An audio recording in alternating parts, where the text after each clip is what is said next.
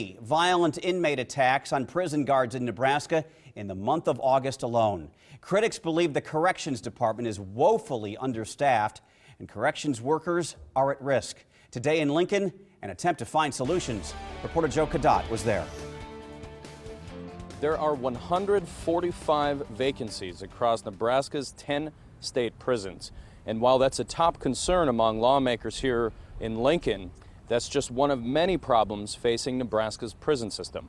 It's considered a red flag for a prison system to have 15% staff turnover. In Nebraska, turnover is about 1/3.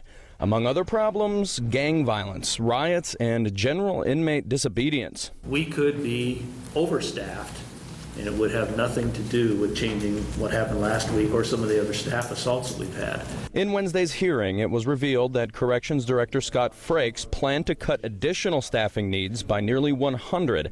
That's concerning to lawmakers. Well, it's very concerning, I think, in light of what we heard today regarding the difference between the draft report and the final staffing analysis report. You add that on top of the 145 vacant positions, and you start to see why we are in crisis mode when it comes to staffing the Department of Correctional Services. Frakes addressed these concerns by saying that he was cutting staff in the draft plan for practicality, such as not needing 5 staff to drive an escort van. With high turnover, staff shortages, and inmate violence, Frakes says the system is treading water. I have to be careful about what I say in these settings because my population, if they don't watch the hearings, they at least read the press and they pay attention. But I've talked earlier about security threat groups. It's a very real issue.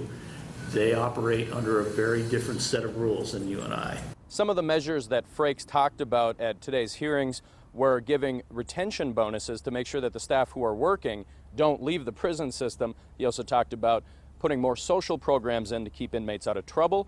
And he also talked about the possibility of raising wages to attract new prison staff. Reporting in Lincoln, Joe Cadotte, KMTV Action 3 News.